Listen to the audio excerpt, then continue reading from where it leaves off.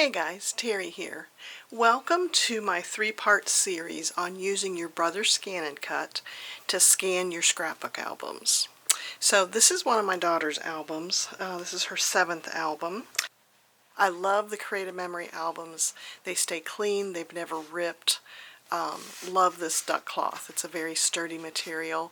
And then I have put labels on the bindings by cutting it on my Cricut machine, just using vinyl and then putting that on there.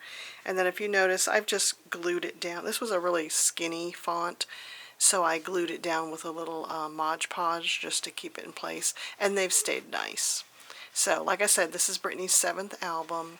So what I'm currently doing is I opened up the album from the back. You know, Creative Memory albums, it's important to unhook it here from the back of the album. Take the spine cover out and then unhook it from the back. And then I've popped these pages all apart. Now, if you've done your Creative Memory albums where you're simply using the plastic covers to hold your pages in, so that's what I've done. My earlier albums, I glued everything directly onto the pages. Those will scan also. But for these, I can simply take out my 12 by 12 page and scan this.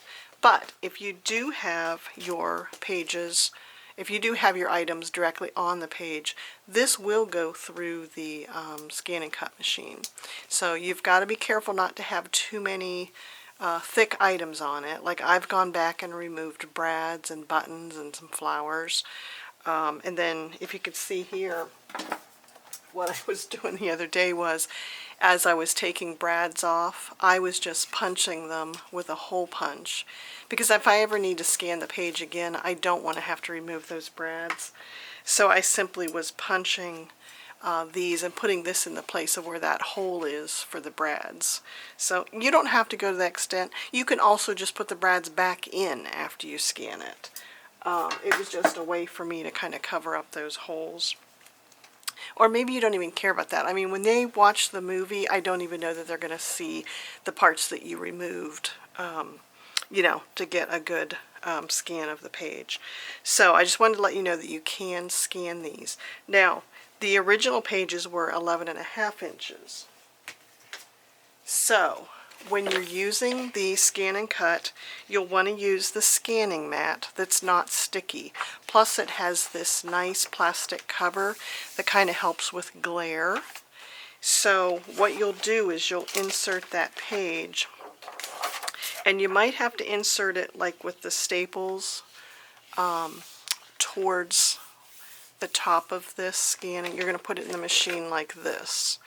So the wheels are going to follow the mat on the side, so you won't be able to scan the page. Normally your page would be this direction. If you're scanning directly on that Creative Memory page, you're going to have to turn it sideways so it fits under the wheels. And what's nice is this mat is exactly 12 inches long, but the original pages in the Creative Memory albums were 11.5. So by the time you've got a little bit of room for that staple, and then you want to line this up with the side here, you won't lose this part of your page. Now, if you're using the newer 12 by 12 pages, you're gonna lose a little bit of your page. So you're gonna have to decide whether you want to lose this side of the page or this side of the page. But a lot of times our pages just have, you know, a color on the edge. If we haven't gone, you know, completely edge to edge, it won't matter if you lose a little bit. So just know that you can insert it this way, or you can have the staples on the outside. But you are going to get just that. Now, if you've done it how I did it, my early ones I glued directly onto the pages. But then later I started to do a 12 by 12 page, or even if I had to cut off that 1/2 inch, I was doing it on a separate page, and then I was simply inserting that into my pages. So these fit perfectly on the mat, and they're perfectly square, so it doesn't matter if you load it this way or this way.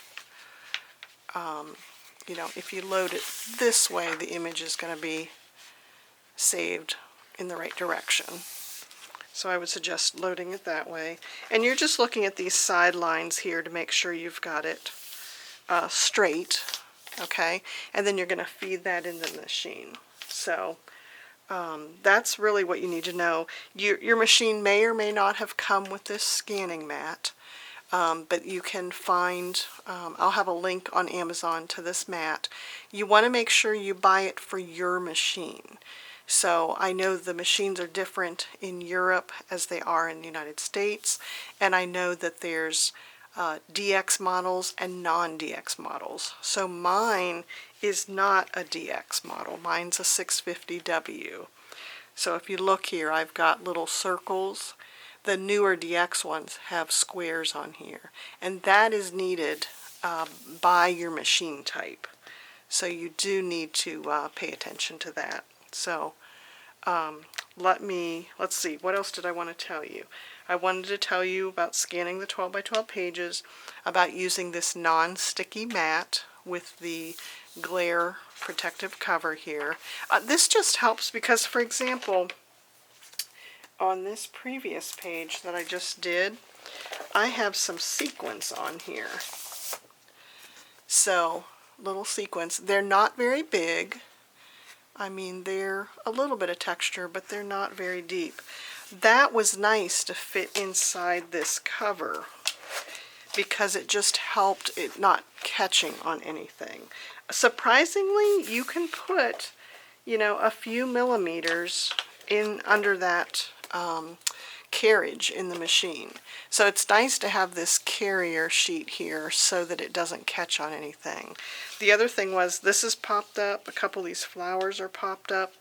So it's surprising how well that will feed through the machine, even with stuff popped up, or even some thicker letters.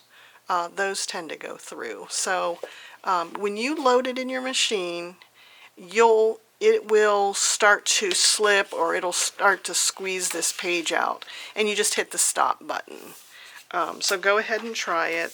But I did find that brads and buttons I had to remove off the page. So it took a little bit of time, but I'm really glad that I can digitally scan these pages. So I'm loving that. So I think that's everything I want to tell you. Stay tuned for part 3 when I show actually how to scan it on the machine. And then part 3 is we're going to do a lot with the software and bringing it into an editing software to add music to it to make it a home video. So see you in part 2.